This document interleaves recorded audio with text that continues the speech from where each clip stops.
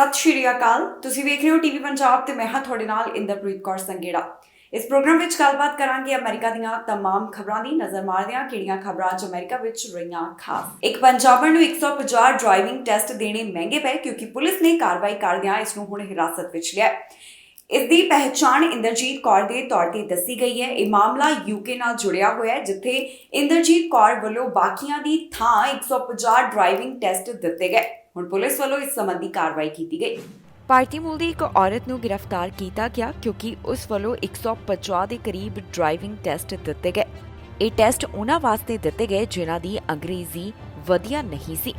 ਅਜਿਹਾ ਕਰਨ ਤੇ ਹੁਣ ਇਸ ਔਰਤ ਨੂੰ ਹਿਰਾਸਤ ਵਿੱਚ ਲਿਆ ਗਿਆ, ਜਿਸ ਦੀ ਪਹਿਚਾਣ ਇੰਦਰਜੀਤ ਕੌਰ ਦੇ ਤੌਰ ਤੇ ਦੱਸੀ ਗਈ ਹੈ। ਦੱਸ ਦਈਏ ਕਿ ਇਹ ਮਾਮਲਾ ਯੂਕੇ ਨਾਲ ਜੁੜਿਆ ਹੋਇਆ ਹੈ, ਜਿੱਥੇ 29 ਸਾਲਾ ਇੰਦਰਜੀਤ ਕੌਰ ਨੂੰ ਦੂਸਰਿਆਂ ਦੀ ਜਗ੍ਹਾ ਤੇ 150 ਡਰਾਈਵਿੰਗ ਟੈਸਟ ਦੇਣ ਸੰਬੰਧੀ ਹਿਰਾਸਤ ਵਿੱਚ ਲਿਆ ਗਿਆ ਹੈ। ਇੰਦਰਜੀਤ ਕੌਰ ਵੇਲਸ ਨਾਲ ਸੰਬੰਧਿਤ ਦੱਸੀ ਜਾ ਰਹੀ ਹੈ, ਜਿਸ ਨੇ 150 ਦੇ ਕਰੀਬ ਡਰਾਈਵਿੰਗ ਟੈਸਟ ਦਿੱਤੇ। ਇਹ ਥਿਊਰੀ ਅਤੇ ਪ੍ਰੈਕਟੀਕਲ ਟੈਸਟ ਸਨ, ਜੋ ਕਿ 2018 ਤੋਂ 2020 ਦਰਮਿਆਨ ਉਸ ਵੱਲੋਂ ਦਿੱਤੇ ਗਏ। ਅਜਿਹਾ ਕਰਨ ਦੇ ਉੱਪਰ ਇੰਦਰਜੀਤ ਨੂੰ ਹਿਰਾਸਤ ਵਿੱਚ ਲਿਆ ਗਿਆ ਤੇ ਉਸ ਨੂੰ ਭਾਰੀ ਜੁਰਮਾਨਾ ਵੀ ਲਗਾਇਆ ਗਿਆ ਹੈ। ਇਸ ਮਾਮਲੇ ਤੇ ਸੁਣਵਾਈ ਕਰਦਿਆਂ ਜੱਜ ਵੱਲੋਂ ਦੱਸਿਆ ਗਿਆ ਕਿ ਅਜਿਹਾ ਕਰਨ ਤੇ ਇੰਦਰਜੀਤ ਕੌਰ ਵੱਲੋਂ ਭਾਰਤੀ 1.14 ਕਰੋੜ ਰੁਪਏ ਕਮਾਏ ਗਏ ਹਨ। ਵਧੇਰੇ ਜਾਣਕਾਰੀ ਸਾਂਝੀ ਕਰਦਿਆਂ ਦੱਸਿਆ ਗਿਆ ਕਿ ਇੰਦਰਜੀਤ ਵੱਲੋਂ ਇਸ ਮਾਮਲੇ ਸੰਬੰਧੀ ਹੁਣ ਕਈ ਤਰ੍ਹਾਂ ਦੀ ਜਾਣਕਾਰੀ ਸਾਂਝੀ ਕੀਤੀ ਜਾ ਚੁੱਕੀ ਹੈ, ਜਿਸ ਵਿੱਚ ਉਸਨੇ ਖੁਦ ਮੰਨਿਆ ਹੈ ਕਿ ਉਸ ਵੱਲੋਂ ਦੂਸਰਿਆਂ ਦੀ ਜਗ੍ਹਾ ਤੇ ਕਈ ਡਰਾਈਵਿੰਗ ਟੈਸਟ ਦਿੱਤੇ ਗਏ ਨੇ। ਨਸ਼ੇ ਦੀ ਹੁਣ ਤੱਕ ਦੀ ਸਭ ਤੋਂ ਵੱਡੀ ਬਰਾਮਦਗੀ ਬਾਰੇ ਜਾਣਕਾਰੀ ਸਾਹਮਣੇ ਆ ਰਹੀ ਹੈ, ਜਿੱਥੇ 5000 ਪਾਉਂਡ ਤੱਕ ਦਾ ਨਸ਼ਾ ਬਰਾਮਦ ਕੀਤਾ ਗਿਆ ਹੈ। ਦੱਸਿਆ ਜਾ ਰਿਹਾ ਹੈ ਕਿ ਜਿਸ ਟਰੱਕ ਵਿੱਚ ਇਹ ਨਸ਼ਾ ਲੱਦਿਆ ਹੋਇਆ ਸੀ ਉਹ ਮੈਕਸੀਕੋ ਤੋਂ ਅਮਰੀਕਾ ਵਿੱਚ ਦਾਖਲ ਹੋਇਆ। ਇਸ ਸੰਬੰਧੀ ਪੁਲਿਸ ਵੱਲੋਂ ਕੁਝ ਗ੍ਰਿਫਤਾਰ ਵੀ ਲੋਕ ਕੀਤੇ ਗਏ ਨੇ, ਜਿਹੜੇ ਮੈਕਸੀਕੋ ਨਾਲ ਜੁੜੇ ਹੋਏ ਦੱਸੇ ਗਏ। ਨਸ਼ੇ ਦੀ ਹੁਣ ਤੱਕ ਦੀ ਸਭ ਤੋਂ ਵੱਡੀ ਬਰਾਮਦਗੀ ਕੀਤੀ ਗਈ ਹੈ। ਦੱਸਿਆ ਜਾ ਰਿਹਾ ਹੈ ਕਿ 5000 ਪਾਉਂਡ ਤੋਂ ਵੱਧ ਦਾ ਨਸ਼ਾ ਪੁਲਿਸ ਅਧਿਕਾਰੀਆਂ ਦੇ ਹੱਥ ਲੱਗਾ ਹੈ। ਪੁਲਿਸ ਅਧਿਕਾਰੀਆਂ ਦੇ ਦੱਸਣ ਮੁਤਾਬਕ ਇਹ ਨਸ਼ੇ ਦੀ ਬਰਾਮਦਗੀ ਸੈਨ ਡਿਆਗੋ ਕਾਉਂਟੀ ਤੋਂ ਕੀਤੀ ਗਈ ਹੈ, ਜਿੱਥੇ ਮੈਕਸੀਕੋ ਤੋਂ ਯੂਐਸ ਵਿੱਚ ਇੱਕ ਟਰੱਕ ਦਾਖਲ ਹੋਇਆ ਤੇ ਪੁਲਿਸ ਵੱਲੋਂ ਵੱਡੀ ਮਾਤਰਾ ਵਿੱਚ ਜਾਣੀ ਕਿ 5000 ਪਾਉਂਡ ਮੈਥਮਫੈਟਾਮਾਈਨ ਬਰਾਮਦ ਕੀਤੀ ਗਈ ਹੈ। ਇਸ ਸੰਬੰਧ ਵਿੱਚ 4 ਜਾਣਿਆਂ ਨੂੰ ਹਿਰਾਸਤ ਵਿੱਚ ਲਿਆ ਗਿਆ ਹੈ। ਦੱਸਿਆ ਜਾ ਰਿਹਾ ਹੈ ਕਿ ਜਿਸ ਟਰੱਕ ਨੇ ਬਾਰਡਰ ਰਾਹੀਂ ਦਾਖਲ ਹੋਣ ਦੀ ਕੋਸ਼ਿਸ਼ ਕੀਤੀ, ਉਸ ਵਿੱਚ ਵੱਡੇ ਬਕਸੇ ਰੱਖੇ ਹੋਏ ਸਨ। ਇਹਨਾਂ ਬਕਸਿਆਂ ਵਿੱਚ ਨਸ਼ਾ ਲੁਕੋਇਆ ਹੋਇਆ ਸੀ। ਲਾਅ ਇਨਫੋਰਸਮੈਂਟ ਏਜੰਟਸ ਵੱਲੋਂ ਨੈਸ਼ਨਲ ਸਿਟੀ ਤੱਕ ਇਸ ਟਰੱਕ ਦਾ ਪਿੱਛਾ ਕੀਤਾ। ਦੱਸਿਆ ਜਾ ਰਿਹਾ ਹੈ ਕਿ ਉਹਨਾਂ ਵੱਲੋਂ 17 ਮੀਲ ਤੱਕ ਇਸ ਟਰੱਕ ਦਾ ਪਿੱਛਾ ਕੀਤਾ ਗਿਆ। ਬਾਅਦ ਵਿੱਚ 4 ਲੋਕਾਂ ਵੱਲੋਂ ਜਿਹੜੇ ਬਕਸੇ ਇਸ ਟਰੱਕ ਵਿੱਚ ਲੱਦੇ ਹੋਏ ਸਨ, ਉਹਨਾਂ ਨੂੰ ਉਤਾਰਨ ਦੀ ਸ਼ੁਰੂਆਤ ਕੀਤੀ ਗਈ। ਅਧਿਕਾਰੀਆਂ ਦੇ ਦੱਸਣ ਮੁਤਾਬਕ ਇਸ ਵਿੱਚ 148 ਬੰਡਲ ਰੱਖੇ ਹੋਏ ਸਨ, ਜਿਸ ਵਿੱਚ ਮੈਥਮਫੈਟਾਮਾਈਨ ਸੀ। ਜਿਨ੍ਹਾਂ ਨੂੰ ਗ੍ਰਿਫਤਾਰ ਕਰਦਿਆਂ ਉਹਨਾਂ ਉੱਪਰ ਚਾਰਜਸ ਲਗਾਏ ਨੇ। ਇਹਨਾਂ ਨਸ਼ੇ ਨਾਲ ਜੁੜੇ ਹੋਏ ਵਿਅਕਤੀਆਂ ਦੀ ਪਹਿਚਾਣ ਵੀ ਪੁਲਿਸ ਵੱਲੋਂ ਜਨਤਕ ਕੀਤੀ ਗਈ ਹੈ। ਇੱਕ ਦਾ ਨਾਮ ਰਾਫੇਲ, ਦੂਸਰੇ ਦਾ ਮਾਰੀਓ, ਤੀਸਰੇ ਦਾ ਐਡਗਰ ਤੇ ਚੌਥੇ ਦਾ ਗਲਡਰੀਨੋ ਦੱਸਿਆ ਗਿਆ ਹੈ। ਇਹ ਸਾਰੇ ਜਾਣੇ ਮੈਕਸੀਕੋ ਨਾਲ ਸੰਬੰਧਿਤ ਹਨ, ਜਿਨ੍ਹਾਂ ਤੇ ਪੁਲਿਸ ਵੱਲੋਂ ਕਾਰਵਾਈ ਕੀਤੀ ਗਈ ਹੈ। ਦੱਸੀਏ ਕਿ ਜੇਕਰ ਇਹ ਸਾਰੇ ਇਸ ਮਾਮਲੇ ਵਿੱਚ ਦੋਸ਼ੀ ਪਾਏ ਗਏ ਤਾਂ ਇਹਨਾਂ ਨੂੰ ਉਮਰ ਕੈਦ ਅਤੇ $10 ਮਿਲੀਅਨ ਦਾ ਜੁਰਮਾਨਾ ਹੋ ਸਕਦਾ ਹੈ। ਹੁਣ ਯੂਐਸ ਅਟਾਰਨੀ ਆਫਿਸ ਵੱਲੋਂ ਇਸ ਬਾਰੇ ਜੋ ਨਿਊਜ਼ ਰਿਲੀਜ਼ ਜਾਰੀ ਕੀਤੀ ਗਈ, ਉਸ ਨੂੰ ਹੁਣ ਤੱਕ ਦੀ ਸਭ ਤੋਂ ਵੱਡੀ ਬਰਾਮਦਗੀ ਦੱਸਿਆ ਗਿਆ ਹੈ, ਜਿਹੜਾ ਨਸ਼ਾ ਉਹਨਾਂ ਵੱਲੋਂ ਸੈਨ ਡਿਆਗੋ ਕਾਉਂਟੀ ਤੋਂ ਫੜਿਆ ਗਿਆ। ਇਸ ਤੋਂ ਪਹਿਲਾਂ ਮਈ ਮਹੀਨੇ ਦੌਰਾਨ ਫੈਡਰਲ ਅਥਾਰਟੀਜ਼ ਵੱਲੋਂ 165 ਪਾਉਂਡ ਮੈਥ, 1700 ਤੋਂ ਵੱਧ ਪਾਉਂਡ ਕੋਕੇਨ ਅਤੇ ਵੱਡੀ ਮਾਤਰਾ ਵਿੱਚ ਹੈਰੋਇਨ ਬਰਾਮਦ ਕੀਤੀ ਗਈ ਸੀ। ਇਹ ਬਰਾਮਦਗੀ ਉਹਨਾਂ ਵੱਲੋਂ ਸੈਨ ਡਿਆਗੋ ਤੋਂ ਹੀ ਕੀਤੀ ਗਈ। ਇਸ ਤੋਂ ਇਲਾਵਾ ਕੈਲੀਫੋਰਨੀਆ ਤੋਂ 2020 ਦੌਰਾਨ 2200 ਪਾਉਂਡ ਮੈਥਮਫੈਟਾਮਾਈਨ ਬਰਾਮਦ ਕਰਨ ਦਾ ਵੀ ਮਾਮਲਾ ਸਾਹਮਣੇ ਆਇਆ ਸੀ। ਜਿਹੜਾ ਤਾਜ਼ਾ ਮਾਮਲਾ ਹੁਣ ਦੱਸਿਆ ਜਾ ਰਿਹਾ ਹੈ, ਇਹ ਹੁਣ ਤੱਕ ਦੀ ਸਭ ਤੋਂ ਵੱਡੀ ਰਿਕਾਰਡ ਬ੍ਰੇਕਿੰਗ ਬਰਾਮਦਗੀ ਦੱਸੀ ਗਈ ਹੈ। 2 ਟੀਨੇਜਰ ਵਾਹਨ ਚੋਰੀ ਕਰਨ ਆਏ ਤਾਂ ਪਿਤਾ ਵੱਲੋਂ ਉਹਨਾਂ ਉੱਪਰ ਗੋਲੀਆਂ ਚਲਾ ਦਿੱਤੀਆਂ ਗਈਆਂ। ਉਹ ਅਜਿਹਾ ਇਸ ਕਾਰਨ ਕਿਉਂਕਿ ਵਾਹਨ ਵਿੱਚ ਇਸ ਪਿਤਾ ਦੇ 2 ਬੱਚੇ ਮੌਜੂਦ ਸਨ। ਜਦੋਂ ਟੀਨੇਜਰਸ ਵੱਲੋਂ ਵਾਹਨ ਚੋਰੀ ਕਰਨ ਦੀ ਕੋਸ਼ਿਸ਼ ਕੀਤੀ ਗਈ ਤਾਂ ਫਿਰ ਇਸ ਟੈਕਸਸ ਨਾਲ ਜੁੜੇ ਹੋਏ ਵਿਅਕਤੀ ਵੱਲੋਂ ਗੋਲੀਆਂ ਚਲਾ ਦਿੱਤੀਆਂ ਗਈਆਂ। ਪੁਲਿਸ ਮਾਮਲੇ ਦੀ ਜਾਂਚ ਕਰ ਰਹੀ ਹੈ। ਟੈਕਸਸ ਤੋਂ ਇੱਕ ਅਜਿਹਾ ਮਾਮਲਾ ਸਾਹਮਣੇ ਆਇਆ ਜਿੱਥੇ 2 ਟੀਨੇਜਰਸ ਵੱਲੋਂ ਗੱਡੀ ਚੋਰੀ ਕਰਨ ਦੀ ਕੋਸ਼ਿਸ਼ ਕੀਤੀ ਜਾ ਰਹੀ ਸੀ।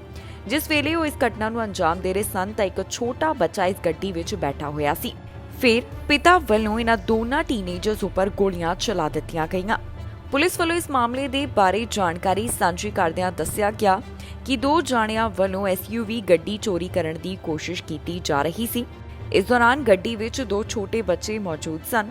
ਹੁਣ ਚੋਰੀ ਕਰਨ ਦੀ ਕੋਸ਼ਿਸ਼ ਦੇ ਸੰਬੰਧ ਵਿੱਚ ਟੈਕਸਸ ਦੇ ਪਿਤਾ ਵੱਲੋਂ ਇਹਨਾਂ ਦੋਹਾਂ ਉੱਪਰ ਗੋਲੀਆਂ ਚਲਾ ਦਿੱਤੀਆਂ ਗਈਆਂ। ਦੱਸਿਆ ਜਾ ਰਿਹਾ ਹੈ ਕਿ ਪਤੀ ਪਤਨੀ ਦੋਨੋਂ ਘਰ ਵਿੱਚ ਆ ਹੀ ਰਹੇ ਸਨ ਜਿਸ ਵੇਲੇ ਇਹ ਸਾਰਾ ਮਾਮਲਾ ਸਾਹਮਣੇ ਆਇਆ। ਆਫੀਸਰਸ ਦੇ ਦੱਸਣ ਮੁਤਾਬਕ ਸਸਪੈਕਟਸ ਵੱਲੋਂ ਵਾਹਨ ਦਾ ਡੋਰ ਖੋਲ੍ਹਣ ਦੀ ਕੋਸ਼ਿਸ਼ ਕੀਤੀ ਜਾ ਰਹੀ ਸੀ। ਇਸ ਦੌਰਾਨ 2 ਬੱਚੇ ਅੰਦਰ ਬੈਠੇ ਹੋਏ ਸਨ। ਫਿਰ ਪਿਤਾ ਨੇ ਜਦੋਂ ਇਹ ਸਭ ਦੇਖਿਆ ਤਾਂ ਉਸਨੇ ਬਚਾਅ ਵਾਸਤੇ ਗੋਲੀਆਂ ਚਲਾ ਦਿੱਤੀਆਂ ਤੇ ਗੋਲੀ ਦੋਨਾਂ ਸਸਪੈਕਟ ਨੂੰ ਲੱਗੀ। ਦੱਸਿਆ ਜਾ ਰਿਹਾ ਹੈ ਕਿ ਬਾਅਦ ਵਿੱਚ ਇਹਨਾਂ ਦੋਨਾਂ ਜ਼ਖਮੀ ਹੋਏ ਸਸਪੈਕਟਸ ਨੂੰ ਹਸਪਤਾਲ ਵਿੱਚ ਭਰਤੀ ਕਰਵਾਇਆ ਗਿਆ। ਇਹਨਾਂ ਨੂੰ ਇੱਕ ਪ੍ਰਾਈਵੇਟ ਵਾਹਨ ਦੇ ਰਾਹੀਂ ਹਸਪਤਾਲ ਵਿੱਚ ਪਹੁੰਚਾਏ ਜਾਣ ਬਾਰੇ ਦੱਸਿਆ ਜਾ ਰਿਹਾ ਹੈ। ਇਹ ਦੋਨੋਂ ਸਸਪੈਕਟ ਟੀਨੇਜਰ ਨੇ ਜਿਨ੍ਹਾਂ ਦੀ ਉਮਰ 16 ਸਾਲ ਦੇ ਕਰੀਬ ਦੱਸੀ ਜਾ ਰਹੀ ਹੈ। ਆਫੀਸਰਸ ਦੇ ਦੱਸਣ ਮੁਤਾਬਕ ਇਹਨਾਂ ਦੋਹਾਂ ਦੀ ਹਾਲਤ ਸਥਿਰ ਬਣੀ ਹੋਈ ਹੈ। ਫਿਲਹਾਲ ਇਹਨਾਂ ਦੇ ਨਾਮ ਤਾਂ ਅਜੇ ਤੱਕ ਜਨਤਕ ਨਹੀਂ ਕੀਤੇ ਗਏ ਤੇ ਨਾ ਹੀ ਬਹੁਤੀ ਹੋਰ ਡਿਟੇਲ ਇਸ ਮਾਮਲੇ ਦੇ ਸੰਬੰਧ ਵਿੱਚ ਦਿੱਤੀ ਗਈ ਹੈ। ਪੁਲਿਸ ਵੱਲੋਂ ਇਸ ਮਾਮਲੇ ਦੀ ਜਾਂਚ ਪੜਤਾਲ ਕੀਤੀ ਜਾ ਰਹੀ ਹੈ ਤਾਂ ਕਿ ਇਸ ਬਾਰੇ ਉਹਨਾਂ ਵੱਲੋਂ ਸਹੀ ਹੱਲ ਕੱਢਿਆ ਜਾ ਸਕੇ। ਅਮਰੀਕਾ ਦੇ ਇੱਕ ਵੱਡੇ ਲੀਡਰ ਕੋਰੋਨਾ ਦੀ ਲਪੇਟ ਵਿੱਚ ਆਏ ਨੇ। ਦੱਸਿਆ ਜਾ ਰਿਹਾ ਹੈ ਕਿ ਉਹਨਾਂ ਵੱਲੋਂ ਕੋਵਿਡ-19 ਵੈਕਸੀਨ ਦੇ ਦੋਨੋਂ ਟੀਕੇ ਦੇ ਬੂਸਟਰ ਡੋਜ਼ ਵੀ ਹਾਸਲ ਕੀਤੇ ਗਏ ਸਨ। ਹਲਕੇ ਕੋਰੋਨਾ ਦੇ ਸਿੰਪਟਮਸ ਨੇ ਉਹਨਾਂ ਨੂੰ ਹੁਣ ਆਪਣੇ ਆਪ ਨੂੰ ਇਕਾਂਤਵਾਸ ਕਰਨਗੇ। ਅਮਰੀਕਾ ਦੇ senate majority leader corona virus ਦੀ ਲਪੇਟ ਵਿੱਚ ਆ ਗਏ ਹਨ ਜਿਸ ਬਾਰੇ ਸਪੋਕਸਪਰਸਨ ਵੱਲੋਂ ਜਾਣਕਾਰੀ ਸਾਂਝੀ ਕੀਤੀ ਗਈ। ਸਪੋਕਸਪਰਸਨ ਨੇ ਦੱਸਿਆ ਕਿ US senate majority leader Covid positive ਪਾਏ ਗਏ ਤੇ ਉਹਨਾਂ ਨੂੰ ਕੋਰੋਨਾ ਵਾਇਰਸ ਦੇ ਹਲਕੇ ਲੱਛਣ ਦੱਸੇ ਜਾ ਰਹੇ ਨੇ। ਦੱਸ ਦਈਏ ਕਿ ਲੀਡਰ ਵੱਲੋਂ ਕੋਵਿਡ-19 ਵੈਕਸੀਨ ਦੇ ਦੋਨੋਂ ਟੀਕੇ ਤੇ ਦੋਨੋਂ ਬੂਸਟਰ ਡੋਜ਼ ਹਾਸਲ ਕੀਤੇ ਨੇ। ਇਸੇ ਕਾਰਨ ਉਹਨਾਂ ਨੂੰ ਕੋਰੋਨਾ ਦੇ ਹਲਕੇ ਲੱਛਣ ਹਨ ਜਿਸ ਬਾਰੇ ਸਟੇਟਮੈਂਟ ਵਿੱਚ ਜਾਣਕਾਰੀ ਸਾਂਝੀ ਕੀਤੀ ਗਈ। ਦੱਸਿਆ ਜਾ ਰਿਹਾ ਹੈ ਕਿ ਲੀਡਰ ਵੱਲੋਂ CDC ਦੀਆਂ ਸਾਰੀਆਂ ਗਾਈਡਲਾਈਨਸ ਮੰਨੀਆਂ ਜਾ ਰਹੀਆਂ ਨੇ ਤੇ ਉਹਨਾਂ ਵੱਲੋਂ ਆਪਣੇ ਆਪ ਨੂੰ ਇਕਾਂਤਵਾਸ ਕੀਤਾ ਜਾਵੇਗਾ। ਉਹ ਆਪਣਾ ਕੰਮ ਘਰ ਤੋਂ ਹੀ ਜਾਰੀ ਰੱਖਣਗੇ ਜਦੋਂ ਤੱਕ ਉਹ ਕੋਰੋਨਾ ਵਾਇਰਸ ਦੀ ਲਪੇਟ 'ਚੋਂ ਬਾਹਰ ਨਹੀਂ ਆ ਜਾਂਦੇ। ਜਾਣਕਾਰੀ ਮੁਤਾਬਕ ਉਹਨਾਂ ਵੱਲੋਂ ਵਰਚੁਅਲ ਤਰੀਕੇ ਨਾਲ ਹੀ ਜਿਹੜੀਆਂ ਮੀਟਿੰਗਸ ਨੇ ਉਹਨਾਂ ਵਿੱਚ ਹਿੱਸਾ ਲਿਆ ਜਾਏਗਾ। ਇਹ ਉਦੋਂ ਤੱਕ ਜਾਰੀ ਰਹਿਣ ਵਾਲਾ ਹੈ ਜਦੋਂ ਤੱਕ ਉਹ ਪੂਰੀ ਤਰ੍ਹਾਂ ਠੀਕ ਨਹੀਂ ਹੋ ਜਾਂਦੇ। ਜ਼ਿਕਰਯੋਗ ਹੈ ਕਿ ਕਈ ਵੱਡੇ ਲੀਡਰਸ ਅਮਰੀਕਾ ਵਿੱਚ ਕੋਰੋਨਾ ਵਾਇਰਸ ਦੀ ਲਪੇਟ ਅੰਦਰ ਆ ਚੁੱਕੇ ਹਨ ਜਿਸ ਬਾਰੇ ਸਮੇਂ-ਸਮੇਂ ਤੇ ਜਾਣਕਾਰੀ ਸਾਹਮਣੇ ਆਈ।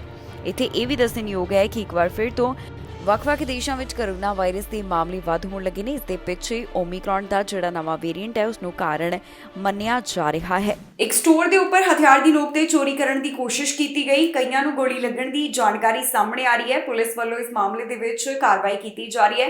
ਉਹਨਾਂ ਵੱਲੋਂ ਹੁਣ ਤੱਕ ਇਸ ਬਾਰੇ ਕੀ ਡਿਟੇਲ ਦਿੱਤੀ ਗਈ ਤੁਹਾਨੂੰ ਇਸ ਖਬਰ ਵਿੱਚ ਦੱਸਾਂਗੇ।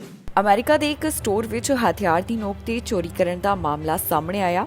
ਇਹ ਮਾਮਲਾ ਨਾਰਥਰਨ ਕੈਲੀਫੋਰਨੀਆ ਦੇ 7-11 ਸਟੋਰ ਨਾਲ ਜੁੜਿਆ ਹੋਇਆ ਹੈ ਜਿੱਥੇ ਚੋਰੀ ਕਰਨ ਦੀ ਕੋਸ਼ਿਸ਼ ਕੀਤੀ ਗਈ। ਇੱਥੇ ਹਥਿਆਰ ਦੀ ਨੋਕ ਤੇ ਚੋਰੀ ਕਰਨ ਦੀ ਕੋਸ਼ਿਸ਼ ਕੀਤੀ ਜਾ ਰਹੀ ਸਨ। ਹੁਣ ਇਸ ਮਾਮਲੇ ਵਿੱਚ 2 ਜਾਣਿਆਂ ਦੀ ਮੌਤ ਹੋ ਚੁੱਕੀ ਹੈ ਤੇ ਕਈ ਜਾਣੇ ਜ਼ਖਮੀ ਦੱਸੇ ਜਾ ਰਹੇ ਨੇ। ਪੁਲਿਸ ਵੱਲੋਂ ਸਾਂਝੀ ਕੀਤੀ ਗਈ ਜਾਣਕਾਰੀ ਮੁਤਾਬਕ ਇਹ ਮਾਮਲਾ 3:25 ਦੇ ਕਰੀਬ ਸਾਹਮਣੇ ਆਇਆ। ਦੱਸਿਆ ਜਾ ਰਿਹਾ ਹੈ ਕਿ 17 ਸਟਰੀਟ ਦੇ 300 ਬਲਾਕ ਦੇ ਸਟੋਰ ਪਾਰਕਿੰਗ ਲਾਟ ਵਿੱਚ ਇੱਕ ਵਿਅਕਤੀ ਮ੍ਰਿਤਕ ਪਾਇਆ ਗਿਆ। ਉਸ ਦੀ ਅਪਰ ਬਾਡੀ ਵਿੱਚ ਗੋਲੀਆਂ ਲੱਗੀਆਂ ਹੋਈਆਂ ਸਨ। ਮੰਨਿਆ ਜਾ ਰਿਹਾ ਹੈ ਕਿ ਉਹ ਵੀ ਇਸ ਚੋਰੀ ਦੇ ਮਾਮਲੇ ਨਾਲ ਜੁੜਿਆ ਹੋਇਆ ਹੈ ਜਿੱਥੇ ਉਸ ਨੂੰ ਗੋਲੀਆਂ ਲੱਗੀਆਂ। ਹੁਣ ਇਸ ਬਾਰੇ ਪੁਲਿਸ ਵੱਲੋਂ ਡਿਟੇਲ ਸਾਂਝੀ ਕੀਤੀ ਗਈ ਹੈ। ਉਸ ਤੋਂ ਬਾਅਦ ਉਹਨਾਂ ਦੱਸਿਆ ਕਿ ਇੱਕ ਹੋਰ ਪੀੜਤ ਉਹਨਾਂ ਨੂੰ ਮਿਲਿਆ ਜਿਸ ਦੀ ਘਟਨਾ ਵਾਲੀ ਥਾਂ ਦੇ ਉੱਪਰ ਹੀ ਮੌਤ ਹੋ ਗਈ। 7-11 ਸਟੋਰ ਤੇ 4:55 ਦੇ ਕਰੀਬ 2 ਪੀੜਤ ਪੁਲਿਸ ਨੂੰ ਮਿਲੇ ਜਿਨ੍ਹਾਂ ਦੇ ਗੋਲੀਆਂ ਲੱਗੀਆਂ ਹੋਈਆਂ ਸਨ। ਇਹਨਾਂ ਨੂੰ ਹਸਪਤਾਲ ਵਿੱਚ ਭਰਤੀ ਕਰਵਾਇਆ ਗਿਆ ਜਿਸ ਬਾਰੇ ਪੁਲਿਸ ਡਿਪਾਰਟਮੈਂਟ ਵੱਲੋਂ ਇਨਫੋਰਮੇਸ਼ਨ ਸਾਂਝੀ ਕੀਤੀ ਗਈ ਹੈ। ਪੁਲਿਸ ਦਾ ਕਹਿਣਾ ਹੈ ਕਿ 7-11 ਦੇ ਗ੍ਰਾਹਕ ਦੇ ਸਿਰ ਤੇ ਗੋਲੀ ਮਾਰੀ ਗਈ ਜਿਸ ਤੋਂ ਬਾਅਦ ਉਹ ਕਾਫੀ ਜ਼ਿਆਦਾ ਜ਼ਖਮੀ ਹੋ ਗਿਆ। ਸਸਪੈਕਟ ਦੇ ਬਾਰੇ ਫਿਲਹਾਲ ਪੁਲਿਸ ਵੱਲੋਂ ਅਜੇ ਤੱਕ ਕੋਈ ਵੀ ਜਾਣਕਾਰੀ ਸਾਂਝੀ ਨਹੀਂ ਕੀਤੀ ਗਈ। ਹੁਣ ਤੱਕ ਇਸ ਮਾਮਲੇ ਨਾਲ ਜੁੜੇ ਹੋਏ ਜਿਹੜੇ ਪੀੜਤ ਨੇ ਉਹਨਾਂ ਦੀ ਪਹਿਚਾਣ ਵੀ ਪੁਲਿਸ ਵੱਲੋਂ ਜਨਤਕ ਨਹੀਂ ਕੀਤੀ ਗਈ। ਪੁਲਿਸ ਇਸ ਸੰਬੰਧ ਵਿੱਚ ਵਧੇਰੇ ਜਾਂਚ ਪੜਤਾਲ ਕਰ ਰਹੀ ਹੈ। ਜਿਹੜੇ ਪੀੜਤ ਨੇ ਉਹਨਾਂ ਬਾਰੇ ਸਿਰਫ ਇਹੀ ਦੱਸਿਆ ਗਿਆ ਕਿ 2 ਇਸ ਦੌਰਾਨ ਮ੍ਰਿਤਕ ਪਾਏ ਗਏ ਤੇ ਉਹਨਾਂ ਦੀ ਪਹਿਚਾਣ ਵੀ ਅਜੇ ਪੁਲਿਸ ਵੱਲੋਂ ਨਹੀਂ ਦੱਸੀ ਗਈ। ਇਹ ਸਨ ਕੁਝ ਖਬਰਾਂ ਜਿਹੜੀਆਂ ਅੱਜ ਦਾ ਦਿਨ ਅਮਰੀਕਾ ਤੋਂ ਸਾਹਮਣੇ ਆਈਆਂ। ਬਾਕੀ ਖਬਰਾਂ ਲਈ ਤੁਸੀਂ ਬਣੇ ਰਹੋ ਟੀਵੀ ਪੰਜਾਬ ਨਾਲ। ਫਿਲਹਾਲ ਮੈਨੂੰ ਇੰਦਰਪ੍ਰੀਤ ਕੌਰ ਸੰਗੇੜਾ ਨੂੰ ਦਿਓ ਇਜਾਜ਼ਤ।